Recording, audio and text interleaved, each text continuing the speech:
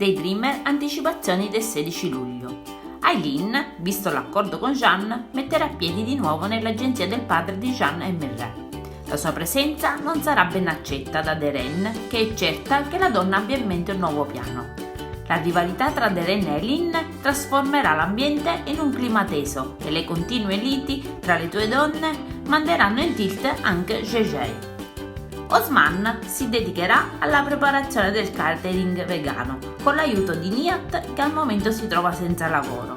Ma la moglie si mostrerà gelosa e, pensando che il marito possa incontrare e interessarsi ad altre donne, restituirà al marito Nihat la gestione del mini market. Nel frattempo, in agenzia, Gian si sentirà osservato continuamente da Sanem e per questo motivo la chiama nel suo ufficio, dove ci sarà anche la presenza di Pauline. Qui non si risparmieranno le battute, l'atmosfera non sarà per niente rilassata, ma subito dopo aver definito il lavoro, Sanem andrà in archivio a lavorare.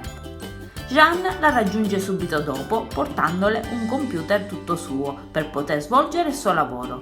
Qui Sanem lo ringrazierà abbracciandolo, abbraccio che turberà entrambi. Successivamente Sanem eviterà di parlare della sera precedente di l'event, lasciando nel dubbio Jean. Sanem riuscirà anche a farsi restituire la bandana che Jean porta al braccio, nonostante Jean non voglia farlo. Sempre in agenzia, Jean sarà anche impegnato ad appianare le divergenze tra Darren e Aileen per cercare di farla andare d'accordo sulla suddivisione dei loro compiti. Intanto Leila spiegherà ai curiosi colleghi che Sanem e Osman non sono più fidanzati, ma all'ascolto ci sarà anche Pauline, che farà credere che Sanem ha una relazione con l'event. Nel frattempo, a darsi battaglia ci saranno la madre di Sanem e la madre di Muzaffer. Le due donne saranno rivali riguardo il menù da preparare per il catering vegano durante le riprese aziendali. Ma ci sarà un giudice speciale che sarà incaricato ad assaggiare le pietanze e a giudicare i piatti migliori.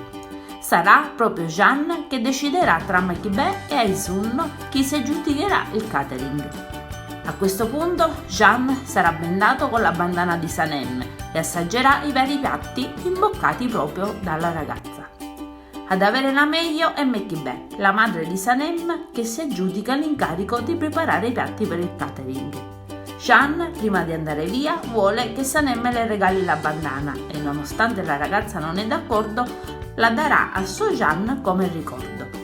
Bene, adesso non ci resta che guardare l'episodio. Io vi saluto e vi aspetto al prossimo video. Bye bye!